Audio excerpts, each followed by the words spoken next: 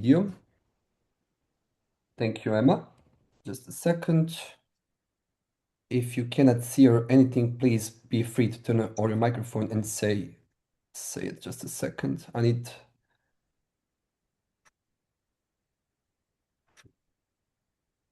So can you see the screen? Yes, thank you so much. Yes. Thank you. Just a second. So, hi everyone.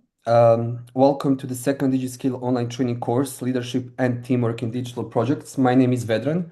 I work for Youth Power as PR and project manager, and this is the project that I'm leading for Youth Power and with my partners from Europe and Africa.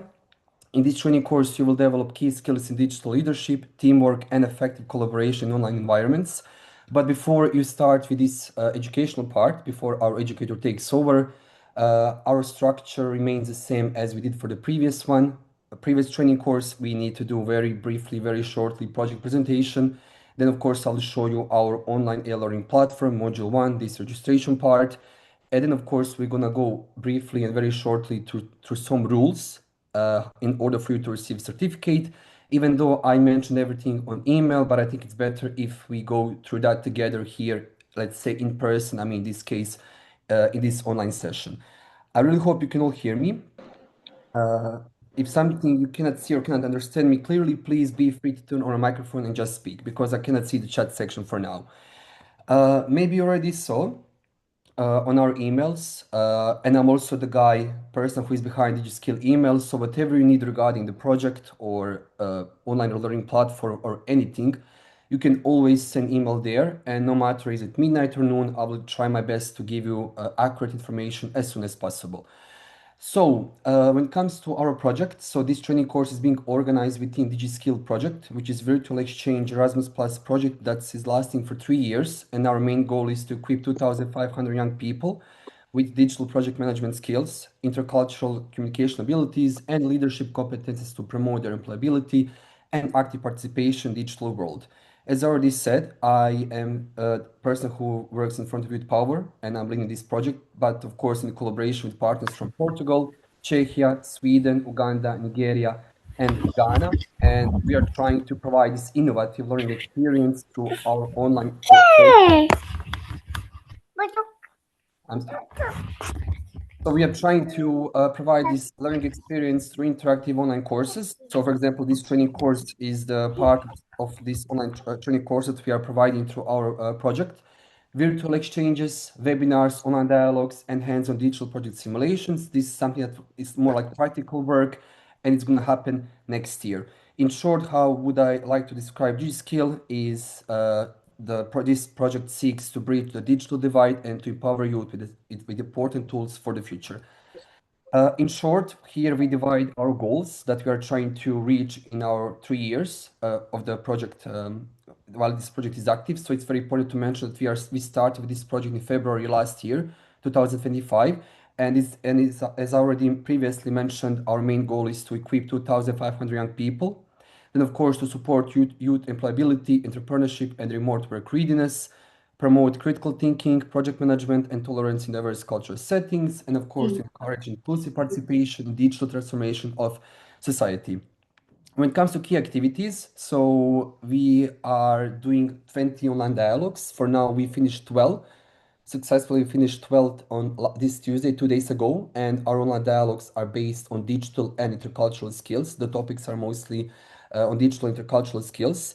5 interactive open online training courses. As I said, we finished successfully first one last Thursday, and this is our second one, and we are so happy to have you in this number today with us.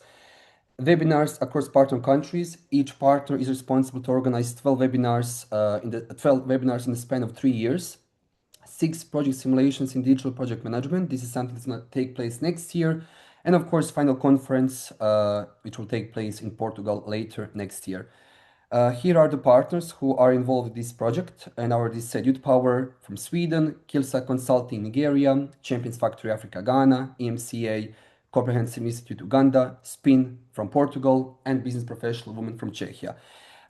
If you want to know more about partners and about the project and our activities, I will kindly ask now one of my colleagues to share Digiskill website in chat section.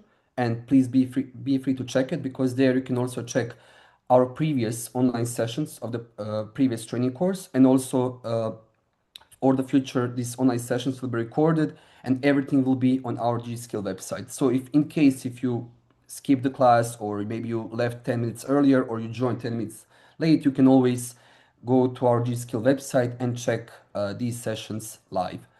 This is the official logotype of our project, and in the bottom left you can see logotypes of our partners. Now I will try. I really do hope you can still see my screen, right? Yes. Yes, thank you so much. So now I'm gonna move to the second part, which is our online e-learning platform. You all received email on Monday regarding the detail that you need to all register before enrolling our online our training course on our online learning platform. So here now I don't want to click this button because I'm gonna lose the access to my already registered, like logged in account. So here everything is mentioned. When you click this login register part, you need to provide main information like name, email, everything. And the moment you do that, you're gonna be registered. Of course, you'll receive verification email. I think you already did. Some people had some troubles, issues regarding that. Me and my colleague Riyad, we tried our best to give you information like as soon as possible, so you're all registered before this session starts. But if you are still facing some issues, for us it's much easier if you send a screenshot or maybe screen recording of the screen, and then maybe it's going to be much easier for us to understand what is the problem behind. So this was the first step, and I saw that already more than 100 people actually registered. So this is our online e-learning platform. When you go to the, just a second, it's a little bit slow. You here like you have so many courses, so many training courses like on different topics. So if you're free, like if you want, you're more free to welcome to enroll them. This was our first one. Unfortunately for this one, we cannot give you any more certificate because this training course is not active anymore, but you can still enroll it because all these training courses are made and equipped by professionals, so you can for sure learn something new. But our main focus today and for the next 5 Thursdays is leadership and teamwork in digital projects. So this one here. So you'll go here when you want to enroll for a session. My internet is a little bit slow. So as you can already see, I already finished 20%, which means I already finished module 1. Here you have everything briefly and shortly described. What are we going to learn for next 5 Thursdays? I do hope that you already checked everything. I already have access to other modules, but of course I will not go now through all modules, but we're gonna just go quickly through module 1. As you can already see, I already finished it. And usually here, when you start with module 1, just a second. So it's actually very easy. Like you just need to scroll down. You have some quizzes, some tasks that you need to finish before pressing the button marking complete, because sometimes you can't press button mark complete if you don't finish all the tasks within this module. So please, every time when you're enrolling, try to turn around these cards or whatever you're seeing, just engage, and then in the end you will receive that button mark complete, which appears here. Now I don't have it because I already finished module 1. But again, if someone is facing these issues regarding this, again, it'd be much easier for me if you send me screenshot or screen recording on our Gskill email. Then again, I will try my best to provide you all the necessary information regarding that. If there are any questions now, if you have regarding our online e-learning platform, you can turn on microphone and ask, or simply just use chat section. And then after I finish with my presentation, I will open chat section because I can already see we have more than 10 comments, but I can't open now. I will be giving you instant answers like regarding all of this. Okay, so if you have any questions, please go to chat section and type it down. So the final part is actually what I promised is these tiny rules, how in order for you to receive certificate, what we need to do, and also how this training course works. As you already know, the training course will last 5 weeks, which means every Thursday at 1 p.m., usually around 60 minutes. So we starting next Thursday, I mean for all next 5 Thursdays, we are gonna be very punctual, which means we're gonna be starting exactly at 1 p.m. Because a lot of participants for sure are having some other obligations like faculty classes, work and stuff. So we need to be very respectful. which means we're going to be starting every time exactly at 1. Course format, as already mentioned, our emails, you need to complete every one online module per week on our online e-learning platform. Of course, you need to join the live sessions, discuss the module with educator, and participate in a short quiz knowledge check. So of course, I mean, it would be very interesting that if you all can participate in this interactive part. It's okay if you're a passive listener, but at the same time, the main goal is for us to give you the best learning experience. So the more interactive you are, that's actually better. And this the bottom part, like live session structure, it's like presentation part, this theory part is going to be usually around 30 minutes or 40 minutes, and then around 20 minutes per session is going to be these questions and this interactive part that you're going to be doing with educator. I mean, at the end, together with all of us. When it comes to certificate and participation rules, so of course the most basic rule here is to complete all 5 modules on our online e-learning platform. And I put here also, I put it on email. Please don't forget to click mark complete after finishing each module. That's very important. If you don't click mark complete, we cannot track your progress. And even if you finish whole module, we cannot see that you actually enroll whole entire module because this button is actually for us the final button that you to click in order for us to receive your results. When it comes to Digiskill certificate, you need to attend at least 3 out of 5 live sessions, which is minimum 50. Of course, you already did registration form and pre-survey together, but for us it's very important, and this is going to happen on the 5th session. You need to complete post-survey. The link will be shared, of course, on the 5th session, and this is actually the link that we are going to use for creating this certificate list for people who are going to receive certificates. So you need to try to be present every live session, but especially the 5th one. And of course, use the same name and email on the platform and Zoom so we can correctly track your participation. What this means is that we are having a attendance sheet automatically created, and we know the moment you enter, the moment you leave. So please don't try to be like, okay, I will join for 5-10 minutes and then I will leave. And then in the end, you will say, okay, I was all 5 sessions here. No, like if we see that one person joined 5 times, but they have for 5-10 minutes, that's of course we can't give you certificate for Pe la that. minus 2. And also when it Mâine comes vin dimineață. when it comes to Youth Pass certificate, I mentioned that in email and I put it in a bold letters. When it comes to Youth Pass certificate, the rules are more strict, which means for the Youth Pass, you need to, besides completing all 5 modules, you need to be present every live session. So that's the only rule in order for you to receive it. And in the very, very end, because this is the final part that I finished regarding these technicalities and also the project part and certificates. Of course, I want to do very, very short, very, very brief introduction of our educator, Ana Rodriguez Casadevel. I hope I pronounced Ana your last name correctly. She's consultant, trainer, and educator specialized in intercultural competence and critical interculturality. She works internationally with universities and social impact organizations, delivering programs in person, online, and in blended formats. For as long as she can remember, she's been a curious person who, despite everything, believes that a better world is possible. And I strongly agree with Anna with the last sentence. But Anna, if you want to share something about yourself, you're more free to do it. And also, we are ready whenever you're ready with this educational part. You can just start. And I'll now move to the chat section. If you have any questions regarding anything, please type it down, and I'll try my best to give you answers as soon as possible. Anna, floor is yours. Thank you, Vedran. Hello, everyone. I'm very happy to be here. I collaborated with Digiskills in last year, I think it was, so I'm very happy to be back here and see you more this year. Can you see me properly? Just let me know. Okay. Yes, we can see. Perfect. Great. Yes. Perfect.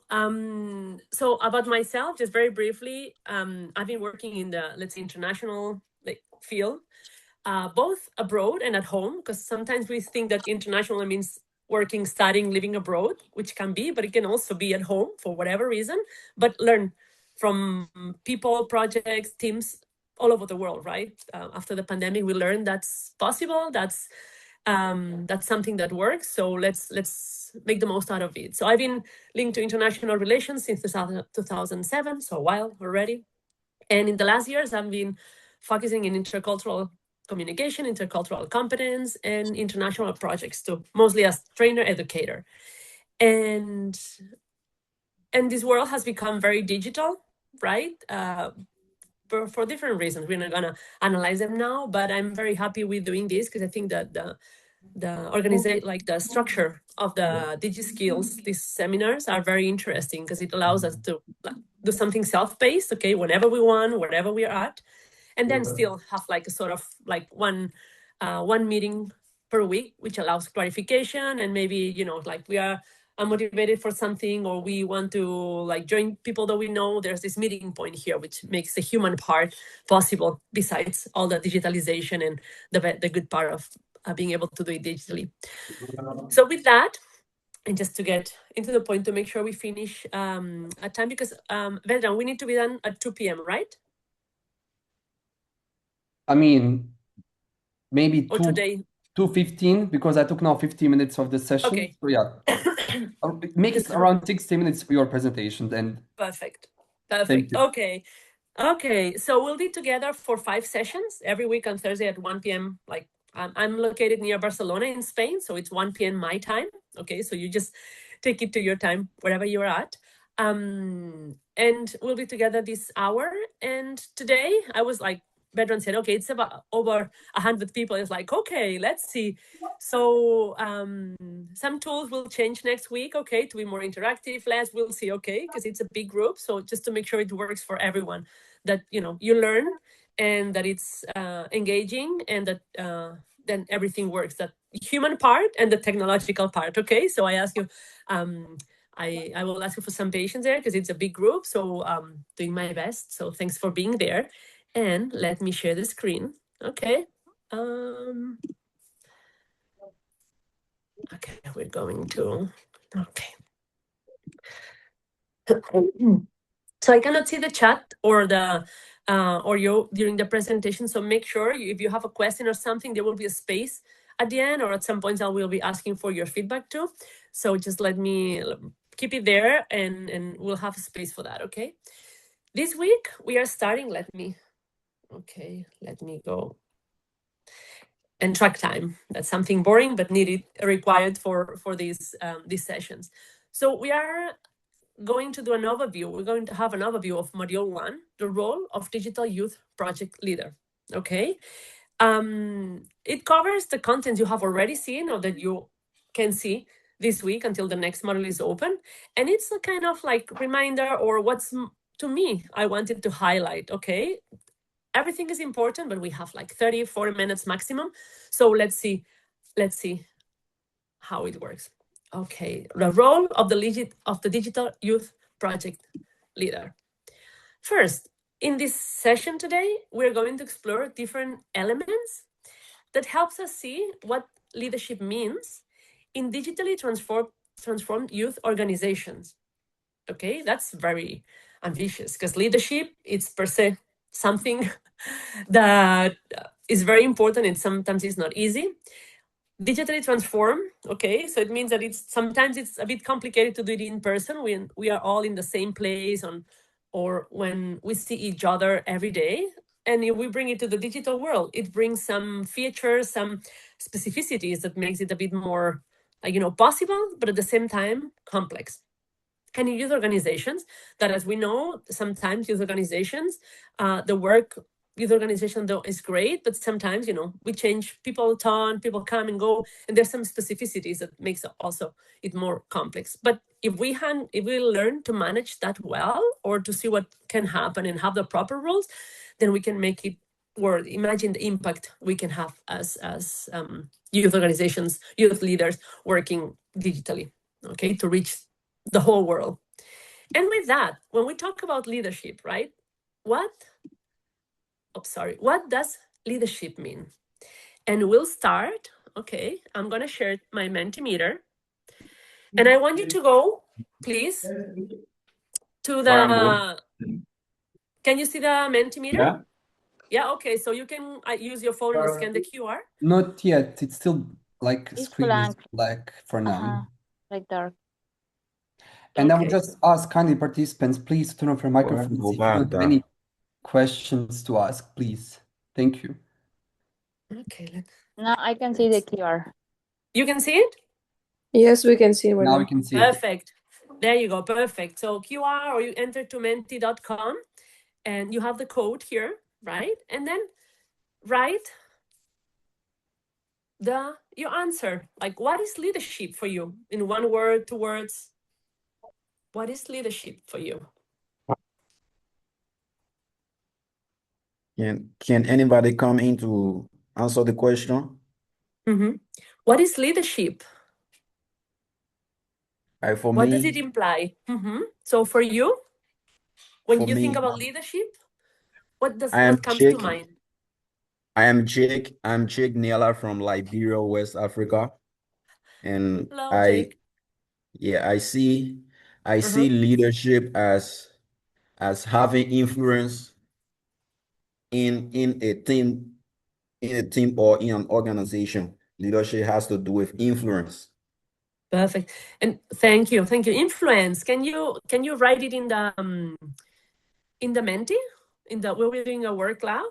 I'll keep that in mind. What did you say? There's influence. I'm writing that down. Don't worry, I will mention it. We are seeing more words. We have communication. Thank you, Jake. Okay. Okay, people are writing. Give me a second because I'm already.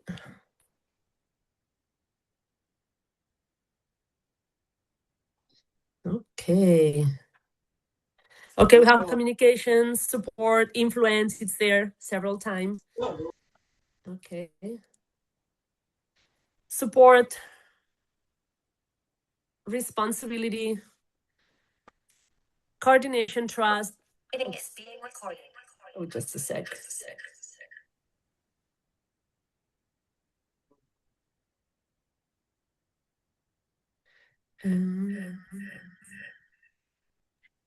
Hello, can I ask you a question, please? Usually, just a sec, please. We're gonna usually be using these tools, but yeah, if you're brief, you can add your comment, of course.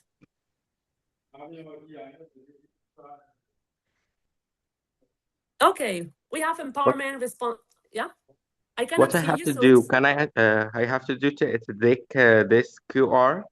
I have to take this QR. Yes, please. If you have your phone or on the computer, right? If you have your phone, you can scan the QR and write a word or 2 words what leadership means to you.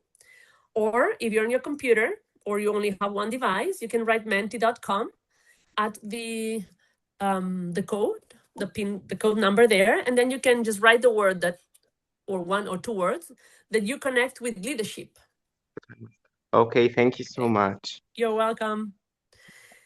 So I'm going to go through them. Thank you for participation. It's support, responsibility in big, no? Like that means that several of you have chosen responsibility as one of the main words that you feature, that you connect to leadership. We have support, communication, coordination, guidance, influence, right? Empowerment, mentality, inspiration, strategy, direction, clear communication, vision, impact, facilitate with decision, organization, cooperation, representing, provide the direction. Okay, look how many words or how many elements, features we connect with leadership. Okay, so it's getting there is a whole process. So no one becomes a leader like overnight, or it's like, yeah, I'm gonna do a course or a master's and I'm gonna become a leader, because we have like the let's say official leader, right? The one that is called manager, or the one that has been appointed to role. But then there's also natural leaders, and ideally, if we have to have a leader that is appointed, is also the natural one. But sometimes it doesn't work like that, especially in flat organizations, as we will see later. Okay, but look how many words how many features when you think about leadership you also put together there. Okay. So with that, we're going to see, you can keep writing. I will share this, we'll have this word cloud. Okay, so it will be yours. But let's go back to the presentation, right? That should be doing, can you see the presentation again? Yes, we can. Yes, we can. Okay. If it's, I'm gonna go on and I'll do it otherwise. If you Yes. stop seeing it, you just let me know, okay? We'll be more agile. Okay, now when we've seen what leadership means to you, okay, we're going to enter like into different types of leadership or what leadership means, okay? And we're going to see facilitative leadership. There is a specific type of leadership, right? Because the traditional one that still operates in many organizations or even country-wise, these models often emphasizes in direction, right? So I decide something, take the decision and transfer it to my team so that the team applies and finds a way to do it. And it applies, it also implies control. But in your work, generally, okay, and particularly in digital projects, leadership is facilitative, or should be, or the trend is toward facilitative leadership. But you have already seen it if you've taken the course. But what is facilitative leadership? Okay, I'm going to play a short video that you also have in the module, which is a part of a larger video. Okay, but I think it's interesting because Pepe Numi, sorry, he created this. He's been working on this concept, and in 2 minutes he explains it very well. So I'm going to play the video. Let me know if you can hear it. Okay, let's go.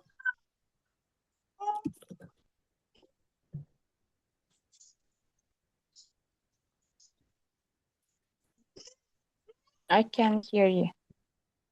Me We too. can't hear you. You cannot hear I the can't video, hear you. right? No. We cannot. You cannot hear the video? Okay, yeah, I couldn't change the Not at audio all. settings. Don't worry, No. don't worry. It's totally fine because I'm gonna You explain the should video. share with sound. Yeah, I know. It's just the connections. I couldn't connect something that was not activated, but it's okay. You have this video.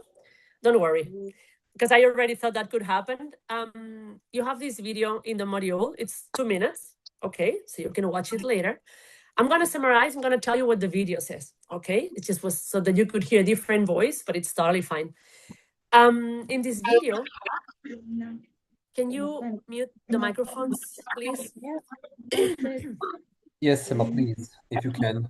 Yeah. So with so can you mute the microphones, please? Oh.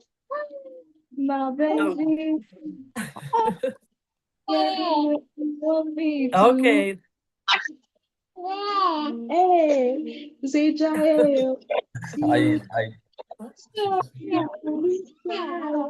Okay, I'm gonna stop sharing the screen just a sec, okay?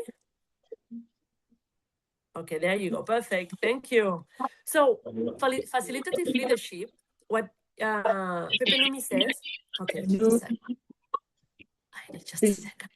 I'm not sure who is.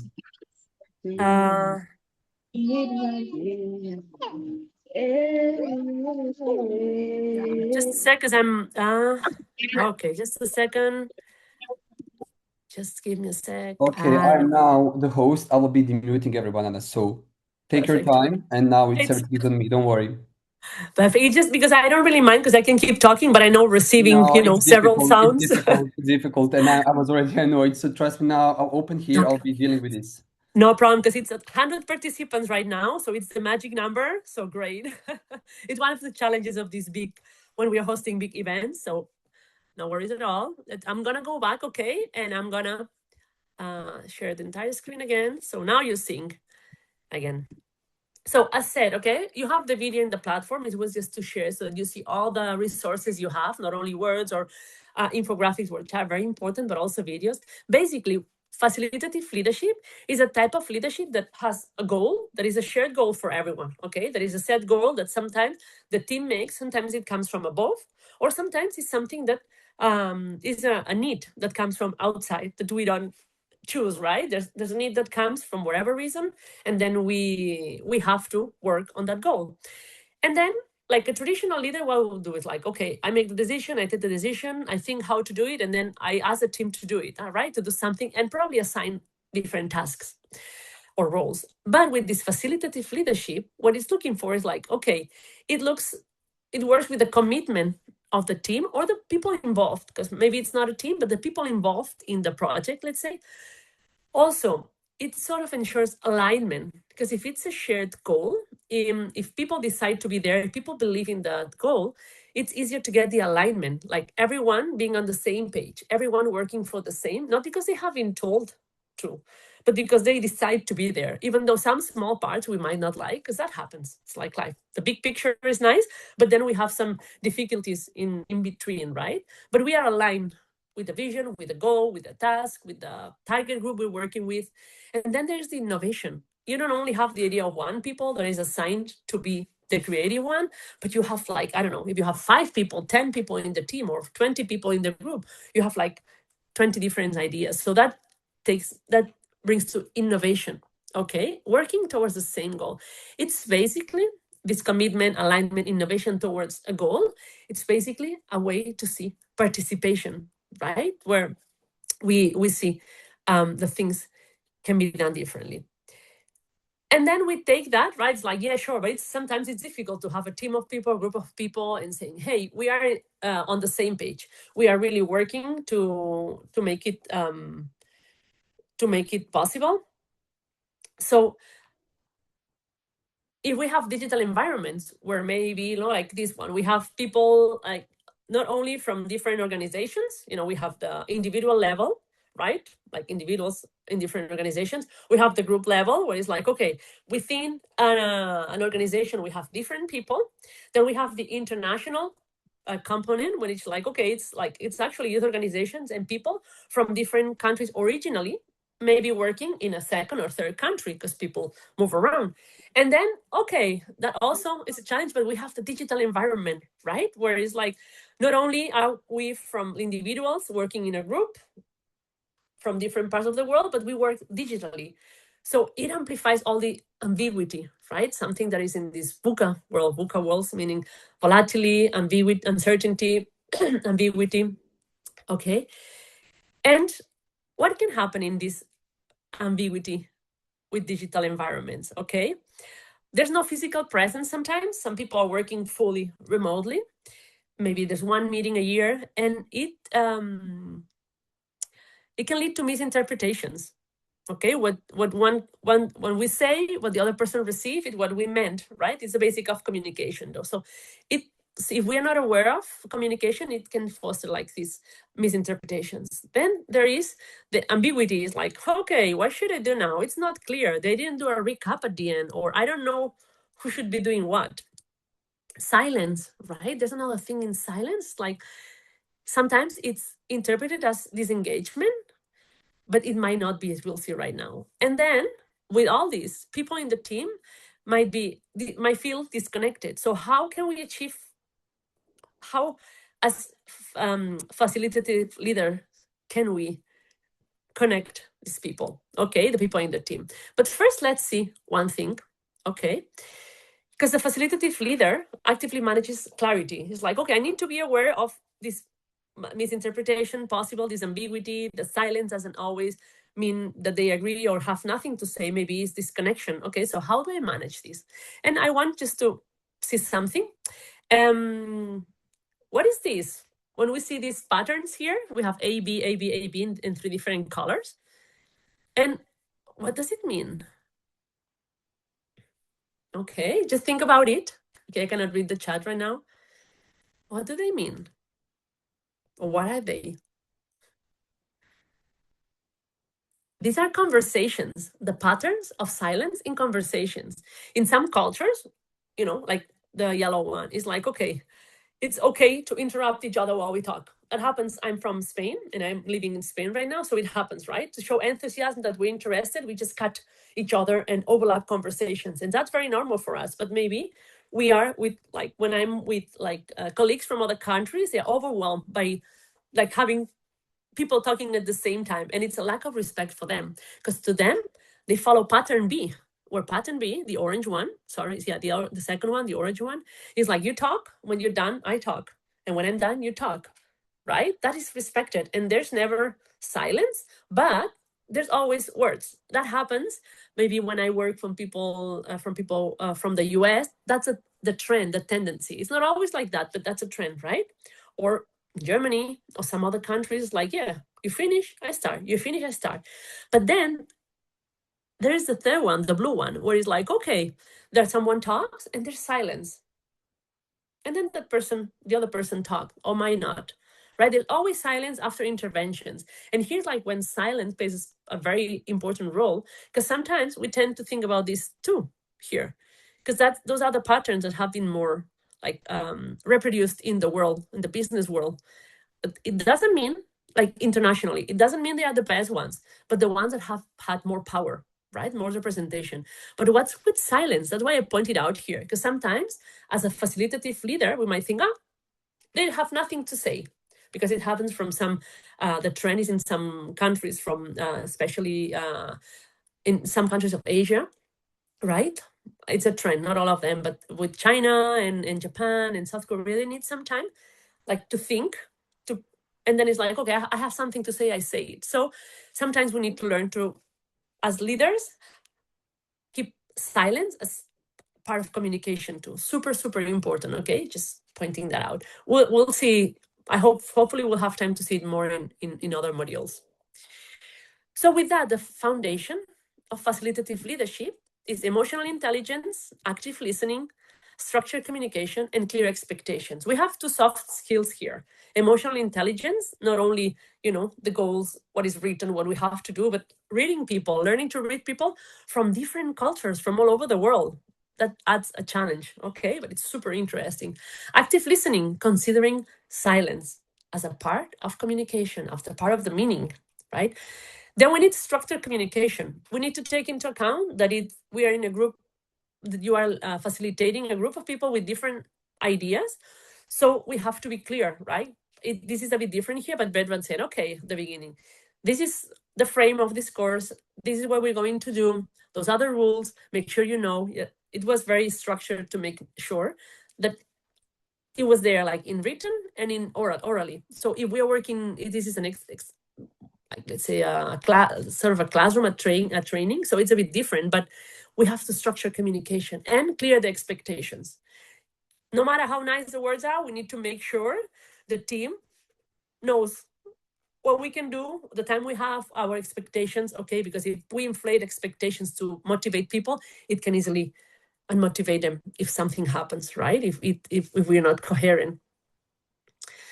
Okay, the second element is empowerment and participation, right? As we said, all these elements we saw is to facilitate leadership, okay?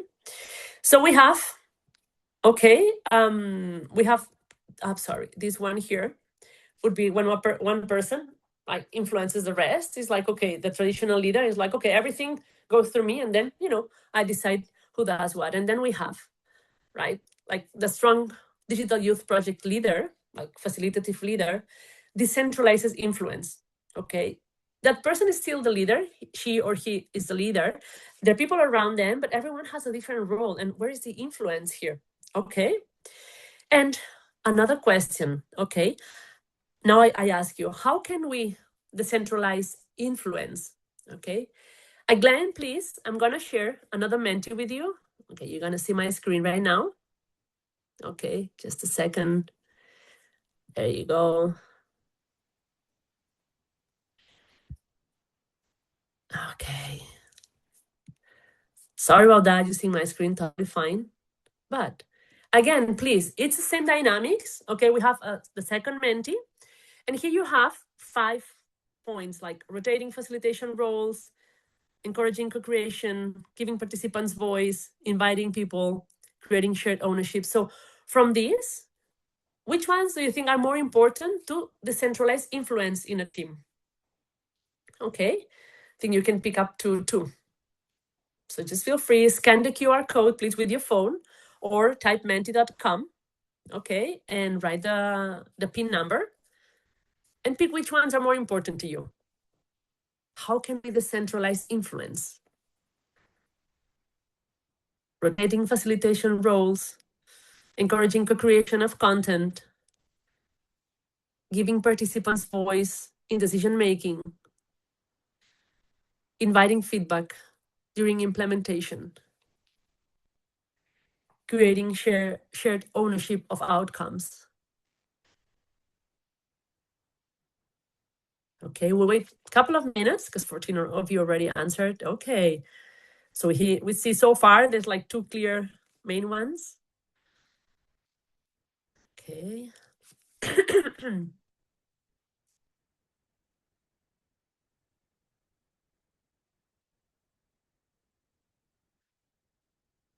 gonna give a couple more minutes, okay?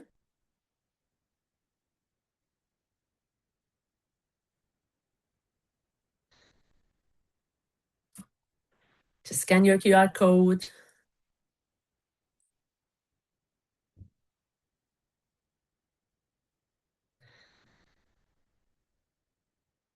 Okay, last 30 seconds.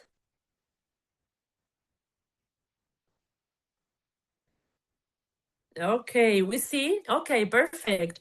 We have 36 answers. Look, you said, like, as a group, that maybe the most important is giving participants voice in decision making, right? And then the second one would be inviting feedback during implementation, like finding ways without pushing to find feedback, right? Because sometimes we want to have feedback so badly that we push participants, right? But we have to find ways to to give this feedback. There's a lot of tools for that.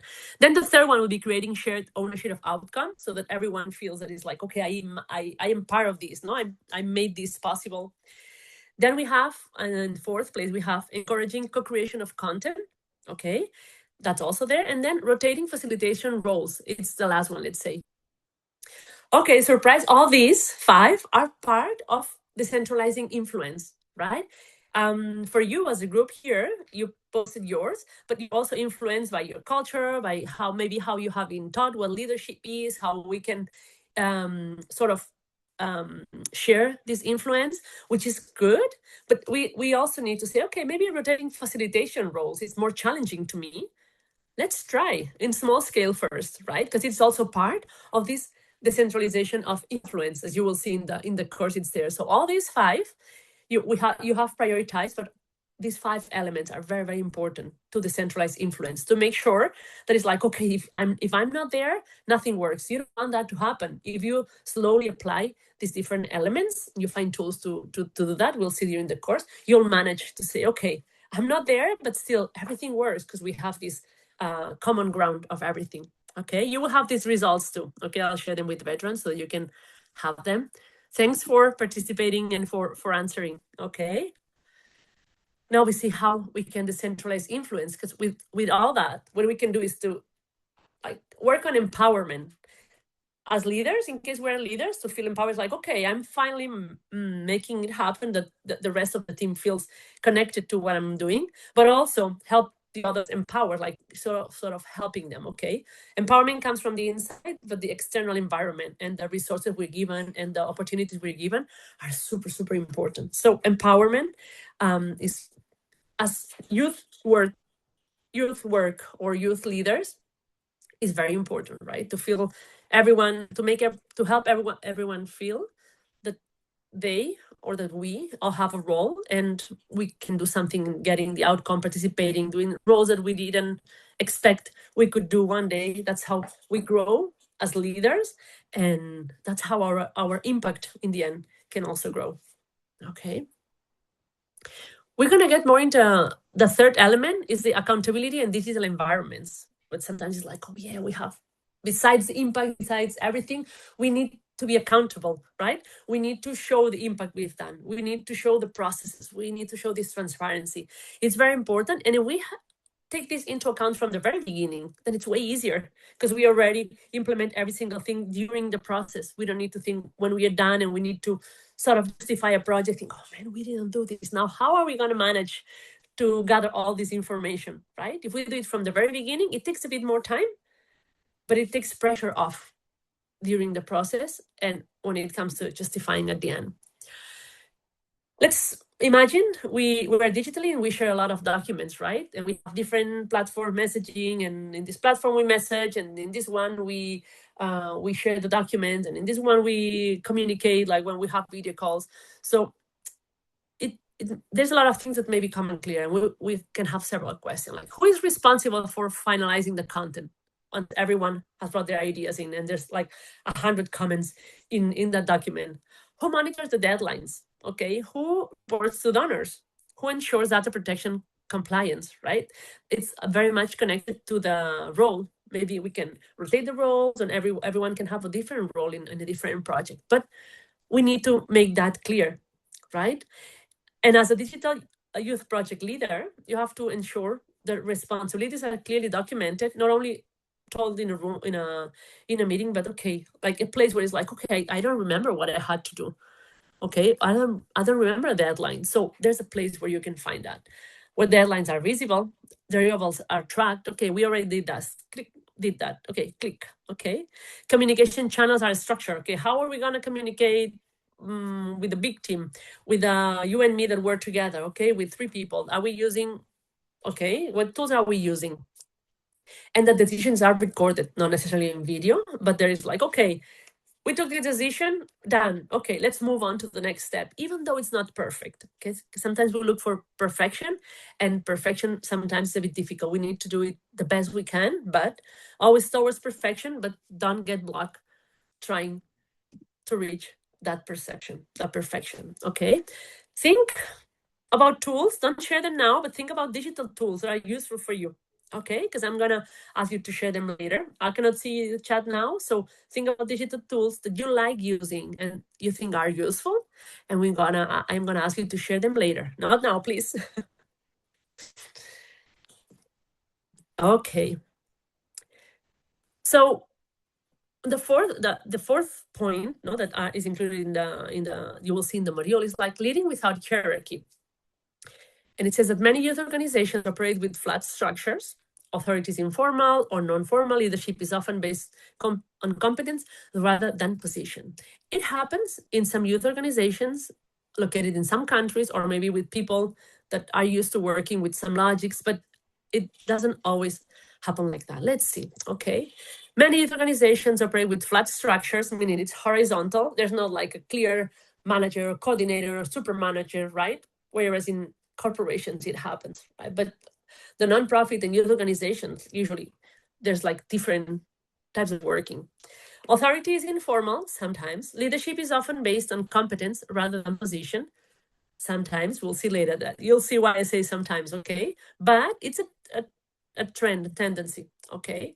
If we have all these, plus the digital environment, okay, hierarchy becomes even less visible if there's not like a clear figure, and everyone appears as equal rectangles on a screen, right? If we have a meeting and we don't try to engage everyone, it's like it's screens, and sometimes even people prefer not to use their videos because they don't feel comfortable, because I don't know, their settings, they don't want to share the settings, whatever, okay?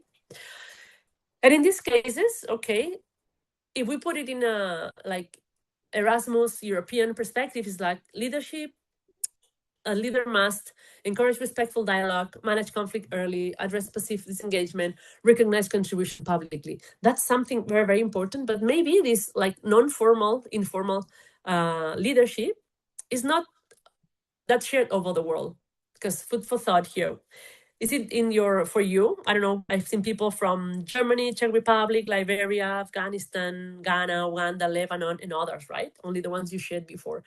So is leadership like that in your like organizational cultures in your home country or with the people you work with, right? Sometimes we would open a whole discussion there that I'm not going to open here, but sometimes that happens, right? That is like, yeah, sure. The trend in like Europe in Erasmus Plus projects is that there's like a flat organization, horizontal. There's not like established a formal leader, but then some cultures are used to having like a leader, right? Or a formal one that is like, okay, yeah, we reach an arrangement, but we need to ask this person to make sure we can move on, we can go on. So this can also be a clash or of something, a difference that we need to learn to work on. And there's a lot of material with that,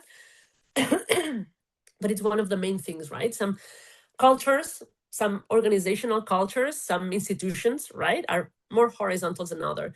And yet generally youth organizations are horizontals, but maybe we need to report to someone who is not that horizontal. So also taking that into account, okay, that depending on where you're at, you will need to make things very, very clear so that everyone knows who the leader is, even though it's informal, right? Whereas with others, like, okay, I don't understand who's the leader. It doesn't matter, right? But if you need to ask. It doesn't mean someone is disorganized, doesn't mean someone is authoritative. It's just different ways of perceiving hierarchy and leadership. Okay, so that's why it's so important to know what's behind, what's the theory, what are the tools to be able to put them in front of the team and share them. Because then in the end, right, the digital youth project leader becomes a cultural architect, becomes the person who sort of should see these different elements and see, okay, how do I dance now? I have all these elements, I have all these people like that individually are different as a group and as a team. So how do I see them beyond operational tasks, beyond reaching our goal, beyond the things we have to do? What the culture we decide to shape, right? How do I foster this cultural, like culture is like how the elements that make a group of people work together that are normal within the group, right? And beyond operational tasks, digital leaders shape culture, the way things are done in a specific place. And in hybrid and remote environments, culture must be intentionally cultivated. Culture is always something socially developed. It needs people working on something and creating something, right? That we might have some inheritage, but we can sort of be aware of things and try to change the culture of an organization, of a youth organization. So we need to intentionally cultivate it. As leaders, never mind if you are like more appointed, let's say, or a natural leader, it also needs to be cultivated and encourage the team to cultivate it, to be part of it, okay?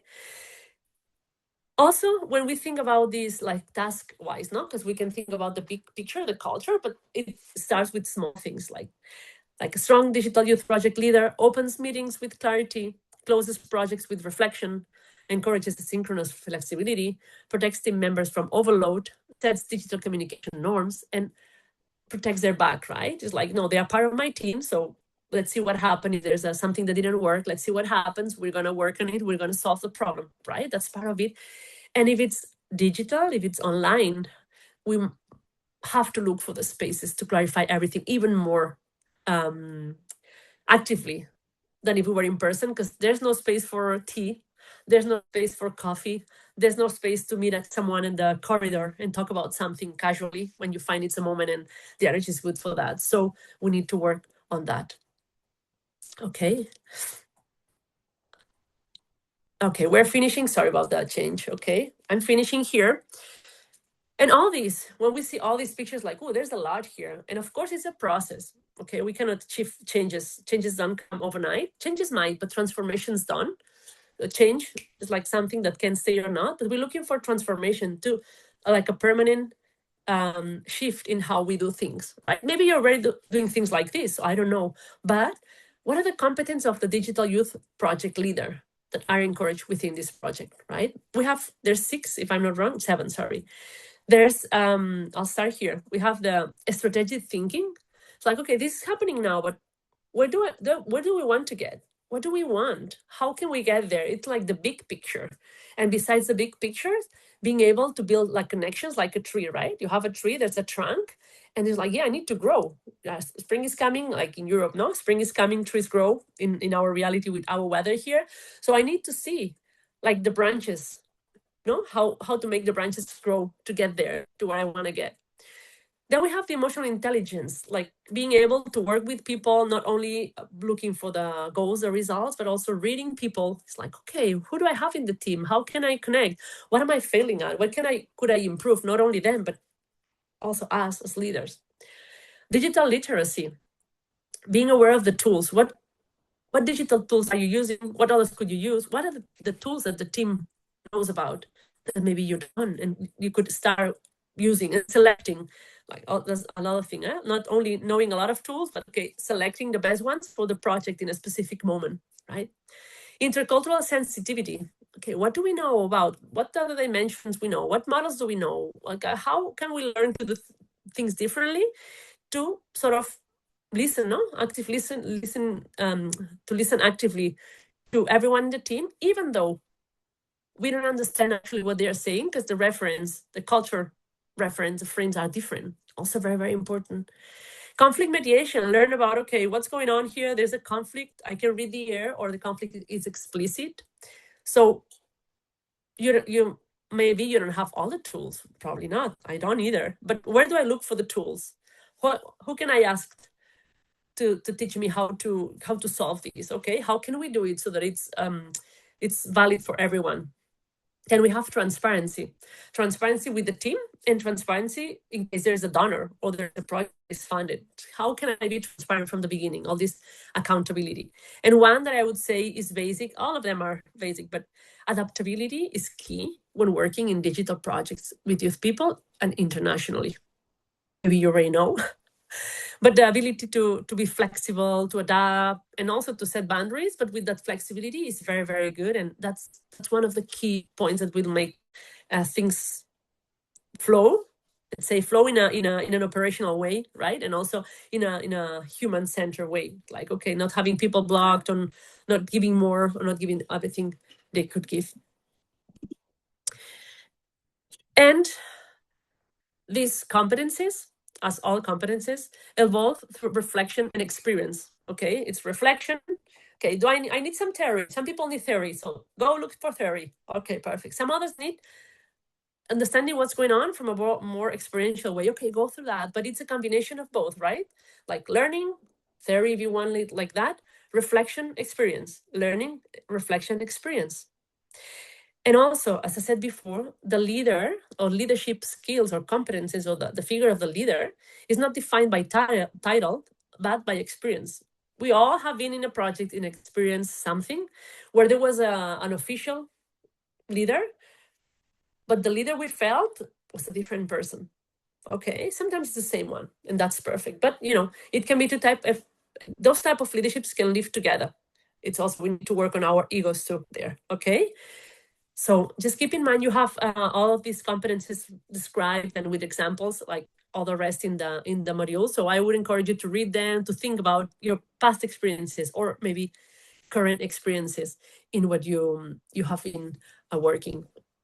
Okay, we have the summary of what we've seen today: facilitative leadership, empowerment and participation, accountability in digital environments, leading without hierarchy, and digital youth project leader as a cultural architect. Okay, we've seen all these to get to these competences, to say, okay, now how do I develop these competences if I want to improve in this aspect or this one aspect? Okay, so you have here a lot of references. I encourage you to have a look at to go through the module, not just quick, but take your time. It's very interesting. It's very well put together. There's resources, and I'm sure you will get something out of it. Okay, so thank you very much. I'm back here.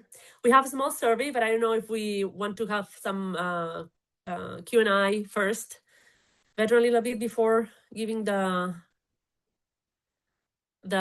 showing the survey. What do you think? Yeah, sure. Thank you, everyone. Now I can read. Yeah, sure. You can share with them, like after you read comments, you can share with them. Perfect. Because I asked, thank you, I'm now going through the messages, but I will ask you now, before I said, okay, hold on to the digital tools, right? Because it's 100 people here, so there might be very interesting tools that we don't know, right? So I would encourage you to write them. If you have one tool that really works well, to write it down in the chat and say, I don't know, Slack. I don't like Slack, but Slack is a very well-known one. Slack for quick messaging with the team, right? Something like that, so that we know. For example, ClickUp. What does it work? ClickUp for, I don't know, communication. ClickUp for presentations. Teams, Trello. Okay. For Notion for less people, it is free. Okay, thank you. Like that. Was Steph. Sorry if I mispronounce some names. Okay. Just doing my best, but it might be so beautiful and names that I'm not used to here. So sorry if I made mistakes. Notion for less people, it's free. Google Meet, Drive. Okay. ClickUp for presentations. Good. I'm taking that one because I had no idea. Perfect. We have Canva. Canva is the one I used today for the presentation. Thank you. Canva has a lot. If you belong to a youth organization, you can ask for the free premium account. If you prove that you have an organization, and you can do a ton of things with Canva. It's amazing. Prezi, also for presentations, right? Prezi. Okay, we have Google Meets for meetings, Telegram for chats and different channels, right? Because the Telegram allows to it's more encrypted, right? If I'm not wrong, encrypted communication, so you can have like messaging and channels to share communication. Microsoft Teams, perfect. WhatsApp, it's pretty convenient for communication. We can have professional WhatsApp also, or like the personal one. Perfect. Padlet. Padlet is very good for like presentation, interactive activities, and we have like a digital board also. Thank you, Miro. I have to work. Actually, I have to work on this one. Miro is resisting. I've been trying for a while, but it's too quick for me. But it's great once you used to learn it, to use it. Trello, WebEx, perfect. Slack for communication, Drive, share Google Docs. There's a ton. Okay. Okay, perfect. We're gonna do a list. Perfect. That's great. Okay, thank you for sharing all those like tools, for participating in the engagement to see where we're at, right? Because we assume things and then we ask, it's like, okay, no one sees like facilitation roles as something, rotating roles as something we could do. And how do we do it now? The next step is like the how, but this is a starting point. Okay, good. So I don't know, we have some like 5 minutes for Q&A, because we have like a small survey. We'll ask you to, it's very small, to answer. But I don't know if you have any questions. You can write them down, right down in the chat, or you can raise your hands with the before unmuting. Raise your hands so to make sure we can sort of make everyone the space. So Nadir is asking, hello Nadir, what leadership style do you think works best in digital projects and why? To me, it's good to present different leadership styles, because it's very good to know, okay, this style, no, to put names, because our brain works with like tags or labels. But to me, the best part is to take, okay, sometimes we need like facilitative style, right? Where we need to facilitate the spaces and to make sure we can rotate roles. I like facilitative style, but sometimes we need to do that. We need to work previously a lot, like how we are going to do things, because we are usually not used to this style. We have been taught, not necessarily by theory, but at class. No, in class, I had a teacher who was the authority, and everyone had to do what the teacher said, right? I didn't have teachers like, okay, let's open up a space for assembly here or to talk. So internally, I don't have those tools, so I have to work on those tools, right? So facilitative leadership is very good. There's a book that you can get, or Pepe Numis, the video we saw, it's very good. So if you don't want to, or you can, you don't need to buy a book, but you can follow some instructions. And there's sometimes we need also the authoritative, let's say, right? It's like, okay, like to clarify, depending on the moment of the group, because we need to know the group at which moment we're at. Is a cohesive team where we are at, right? Maybe my facilitation style, if I go to a different place and they are used to way more rigid, or the other, way more horizontal, it doesn't work. So I need to read the group first to know which one works better. And that also works for digital, right? Try to find moments where to know the people a little bit, to open spaces so that everyone feels encouraged to participate. Maybe they will participate or not, but at least they know that space exists. Okay, so I don't have, sorry, sometimes I have more questions than answers. And I think in the case of leadership, is exploring type of leaderships and finding like what is the moment of the group, people I'm working with digitally or in person, and what can I take from every style. Or maybe you see a very clear style for yourself, because we don't need to know not only the group, but ourselves too, right? What we are willing to give, what we can give at that moment, what we know, what we need to know, what we need to practice. Okay, and I know it seem weird depending on what you're used to, but I think opening spaces for this like participation is important and not easy, because we talk a lot about participation, but how do we make participation happen? Okay. Okay. Okay. Let's see. I'm just looking for. I think there was a raised hand. I think we have time like for 2 more, right? 2 more Okay, let's see. I'm just trying to follow. Sorry if I skip some questions. Okay.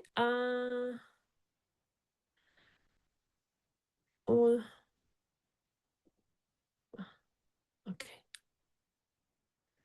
How can a leader handle conflicts within a digital team? Oh, Nadir, that's a difficult one because it depends on what the conflict is, what's the story of the group. I keep saying that a lot because we need to know the people we're working with.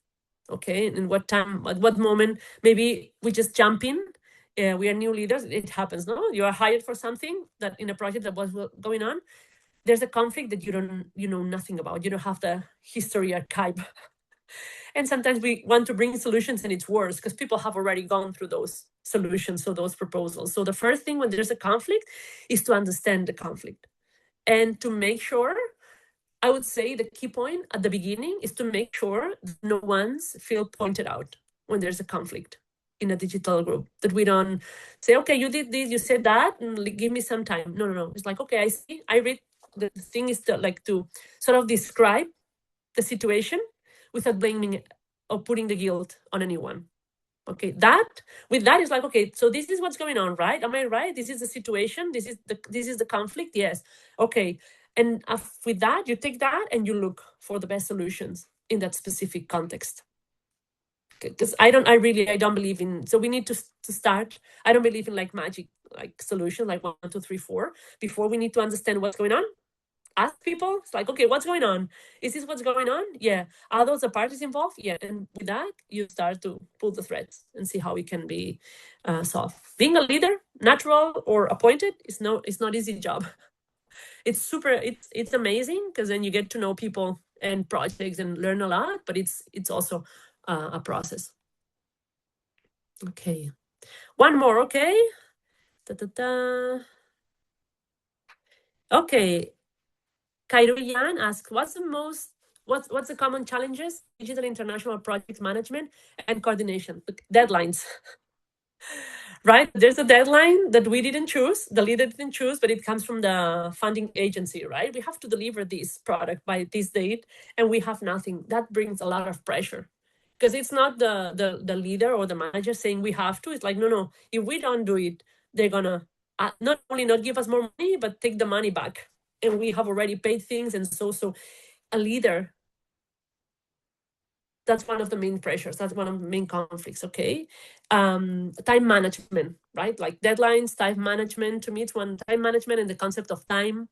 And also it can be a lot of dimensional cultures, right? If you're working internationally, there's a lot of dimension, a lot of models, like hierarchy, right? That's why I was emphasizing it today. Because sometimes some people from some cultures, I'm talking about national culture here, there's a lot of nuances and details, but if someone is used to hierarchies, like until the leader doesn't ask me, it's not valid. Whereas in other cultures, like there's no official leader, so I'm already asking you, so there's like a lot of miscommunications. But I would say time and how we communicate things are one of the two most common when we work internationally, digital projects. Because then tools, we can solve the lack of connection, tools, all that can be solved with like digital competency, but all the rest means a project. Okay. Anna, we are actually coming slowly to an end. Maybe choose one more question and then you can share the post survey link, please. Yeah. Thank you. Let me check. Okay.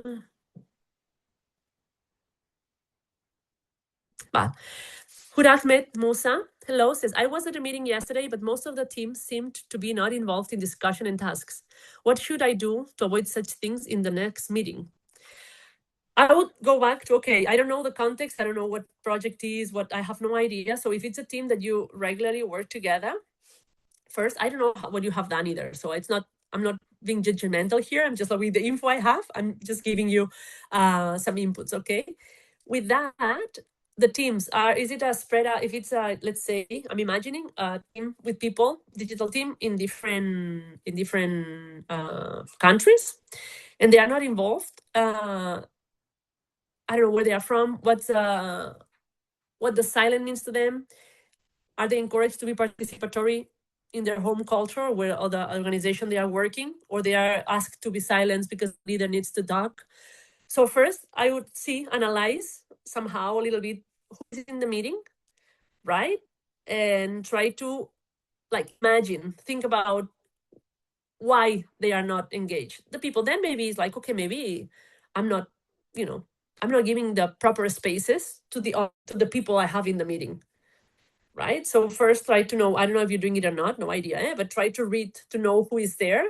Because if, I don't know, it depends, no? If I'm with doing things in youth organizations at university, it's very different than when I'm with, working maybe with more senior, older. I need to approach things completely different. Because otherwise, one see me like, okay, what is she doing? She's not professional enough, or she's too serious, too uptight, giving to my theory. So reading the audience and thinking, okay, if I have people from all over the world, I need to say this so that everyone feels represented or that it applies to them, right? So I would say read the audience, but not knowing them personally only, but okay, what are meetings done here or there? What is the expectation? There's a lot of tools.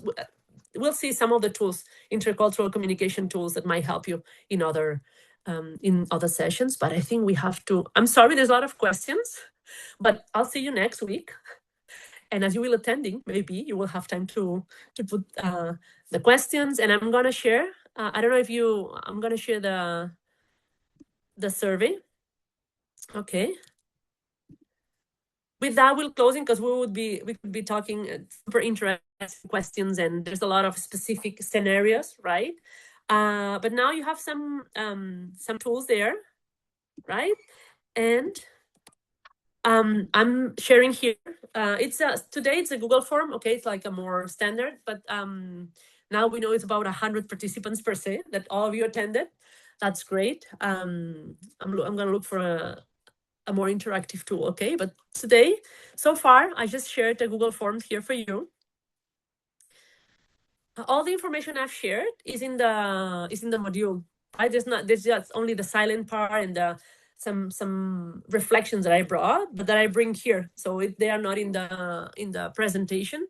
So what I would encourage you is just to, if you have gone through the materials, just go through the module again, like taking into account the things we talked about. Because maybe now it's like, okay, in this situation for me, like digital literacy means this or that, or like intercultural sensitivity. I think that's what I'm having more issues with as a leader, right? Like I didn't take into account that maybe the things I'm used to doing things, or the things that are the way things are done in my country. I'll put it like that, because national culture is never one, but the things that are considered professional for me are completely different story somewhere else, right? It's not that the person is not professional. It's like the starting point and the assumptions are very, very different. Okay. So you have the Google form. I'll show it again. Yeah, so guys, please open chat section and the survey, it's actually very short, but actually matters so much for us. So just please fulfill it before you leave. If we don't evaluate, we cannot improve. And I really think that's one of the most important things, right? It's not evaluation. Sometimes I read like, I'm going to be measured, right? It's like, that's not how I'm presenting it. It's like, okay, so we measure in this case to know what worked and what could be improved, because we still have 4 sessions ahead. So we have an improvement, like a window of improvement there. If there's something that is like, okay, some people whatever. cannot open the form. I don't know why. No? Okay, let's see. There's 7 answers, so it should be, let me share the long. Yeah, I think for me, I can also open, yeah. Yeah. I'm sure Okay, then what's the issue. Yeah, no The problem. other I'm side. gonna, yeah. But Mahmoud, he raised the hand. If you want to say something, Mahmoud, please be free to ask. Or maybe it was by mistake. Anyway, Anna, I just want to ask you something while they are fulfilling the survey. Yeah. Is it okay if you share a presentation with me, like after, because many participants ask in the chat section? Sure. Yeah, no problem. It's and- like a summary. It can help because it's like a summary. Exactly. So perfect. No problem. Exactly. Thank you so much. And also for other participants, if you can't open the form, you can always send me an email. That Digiskill email is for everything. So whatever you need, you can ask me like any information regarding training course. Also, when it comes to one participant asked, I'm not sure where the comment is now, but regarding modules, how are we going to enrolling? I mean, the best practice is to enroll every module before each session, so you can actually be on track what Anna is talking about. I mean, you can finish all 5 modules May 13 before training course finishes, but then I think it doesn't make sense. Like for the better learning experience, I think your only homework is to do module before each session, and I think that's actually very easy to do. Also, I want to mention something because we had so many comments regarding people who are leaving already. As you can already see, like we are tuning in for different Yeah. countries. We should be all like very punctual every Thursday, because some people, as I said, faculty classes, work and stuff. So from 1 p.m. till 2 p.m. every Thursday till May 14. So this for participants, and I'm just reading questions like very briefly, like fast. So I'm like just trying. And also so many few participants ask about this engaging part. As Anna said, next 4 sessions will be all about breakout rooms, some quick games, quiz and stuff. So yeah, it's gonna be more interactive and yeah, I mean, again, as we said, this was all last second. We had these 15 minutes of that I took over for project. So Anna didn't have full 60 minutes. And so yeah, for next 4 sessions, everything will be fine. But even though Anna, I really enjoyed today, I can listen to you day and night, I swear. I told you that already once. So for me, like, I'm never bored, not even for a second. Thank you.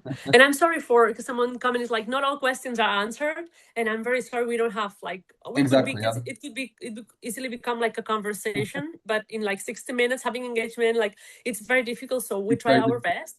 If someone really needs something, like make sure like I can find a way to like gather questions like differently next time, but I cannot promise to answer all of them because then it would be like a consultancy, like, okay, we're gonna take like 5 hours, and I love it, but it's not feasible. So I'm sorry if your question was not answered this time. Okay. Okay, Anna, thank you very much. You're welcome. This is Emma. Anna, I also want to request, I think Vedran, I also wanted to request that I could get those presentations so that I can also be able to upload them on the drive. I'm working with Vedran on to make sure that things work out. So that is my humble request. But Anna, thank you very much. I love the energy. Thank you. Thank you. Yes, everything will be on our Google Drive. So yeah, for other partners, if they want to share with their participants, you're more than welcome to do it. So yeah, guys, if everyone finished the survey, Anna, if you don't have any extra comments, yeah, I think we can conclude this meeting.